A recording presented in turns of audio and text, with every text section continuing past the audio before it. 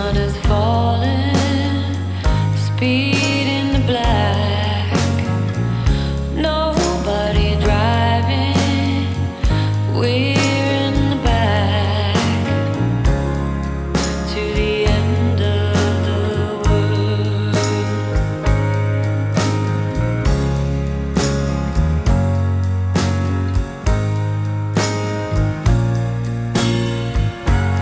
Tides will rise, tides will fall with the gravity of you to the end of the world.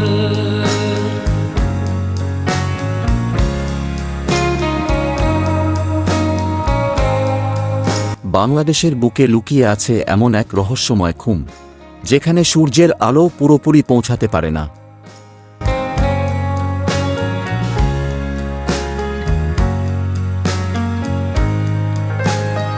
বাংলাদেশের পাহাড়ি সৌন্দর্যের কথা উঠলেই অনেকের চোখে ভেসে ওঠে সবুজ পাহাড়, মেঘে ঢাকা উপত্যকা আর ঝর্ণার ছবি। Volcano lifts off the land.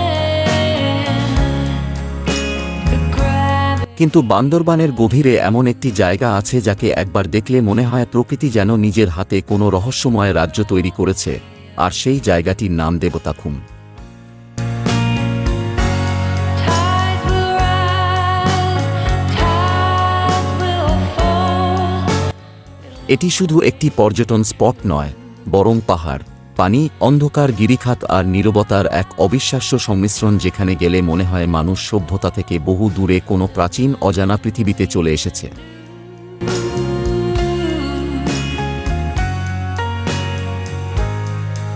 খুম শব্দটি মূলত পাহাড়ি ভাষা থেকে এসেছে, যার অর্থ গভীর গিরিখাত বা পাথরের মাঝে সৃষ্ট পানিপথ, আর দেবতাখুম সেই অর্থকে বাস্তবে সবচেয়ে নাটকীয়ভাবে প্রকাশ করেছে। We don't know. Our supernova tells us when we have. বান্দরবানের রোয়াংছড়ি উপজেলার গভীর পাহাড়ি অঞ্চলে অবস্থিত এই জায়গাটি বর্তমানে বাংলাদেশের সবচেয়ে জনপ্রিয় অ্যাডভেঞ্চার ট্রাভেল ডেস্টিনেশনগুলোর একটি।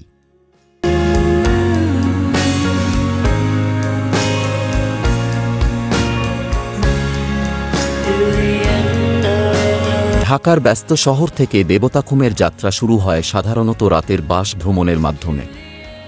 সায়েদাবাদ, ফকিরাপুল কিংবা আরামবাগ থেকে প্রতিদিন বান্দরবানের উদ্দেশ্যে অসংখ্য বাস ছেড়ে যায়।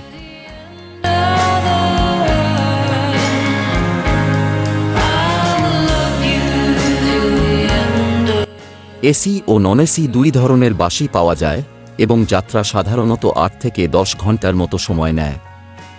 রাতের বাসে উঠে যখন শহরের কোলাহল ধীরে ধীরে পিছনে পড়ে যায়, তখন সামনে অপেক্ষা করতে থাকে পাহাড়ের এক ভিন্ন পৃথিবী।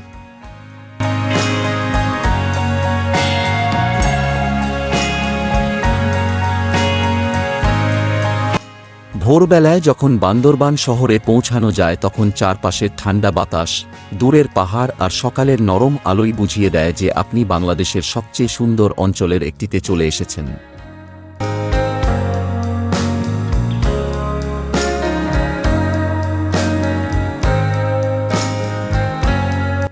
বান্দরবান শহরে থাকার জন্য ছোট বড় অসংখ্য হোটেল ও রিসোর্ট রয়েছে। বাজেট কম হলে সাধারণ আবাসিক হোটেলে থাকা যায়, আবার একটু ভালো অভিজ্ঞতার জন্য পাহাড় ঘেরা রিসোর্টও পাওয়া যায়। in the back to the end of the world. যেখানে বারান্দা থেকে সকালবেলার মেঘ আর পাহাড়ের দৃশ্য দেখা যায়। শহরের মেঘলা পর্যটন এলাকা, বাসস্ট্যান্ড সংলগ্ন জায়গা কিংবা নীলাচলের দিকে অনেক ভালো রিসোর্ট রয়েছে, যেখানে রাতে পাহাড়ি নীরবতা আর ঠান্ডা বাতাস পুরো পরিবেশকে অন্যরকম করে তোলে। To the end of the world.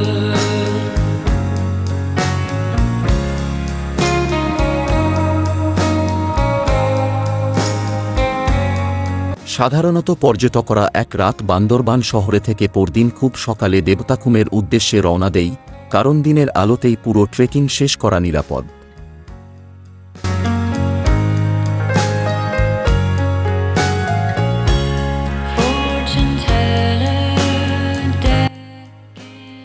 Bandarban শহর থেকে প্রথমে যেতে হয় রোয়াংছড়ি উপজেলায়। সেখানে পৌঁছাতে স্থানীয় জিপ বা চান্দের গাড়ি ব্যবহার করা হয়। পাহাড়ি আঁকাবাঁকা রাস্তা ধরে গাড়ি যখন এগোতে থাকে তখন রাস্তার দুই পাশে দেখা যায় সবুজ পাহাড়ের সারি, ছোট ছোট পাহাড়ি গ্রাম, বাঁশঝাড়া।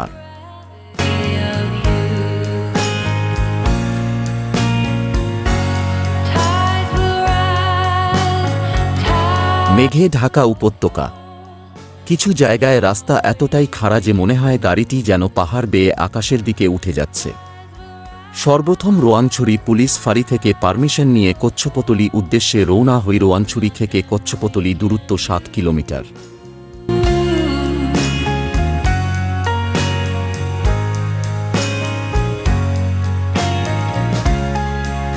কচ্ছপতলি বাজারে পেছানোর পর স্থানীয় একজন গাইড সহ আমাদের আর্মি ক্যাম্পে আবার এন্ট্রি করালাম। How many suns we don't know. আমরা 12 জন গিয়েছিলাম, কারণ দেবতাখুমের পুরো পথই দুর্গম ও ঝুঁকিপূর্ণ। We have to go.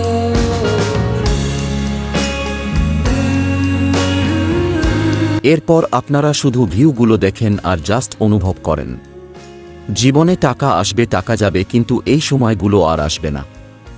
জীবনে অনেক কিছু মিস করবেন। টাকার চিন্তা না করে বেরিয়ে পড়ুন সময় থাকলে।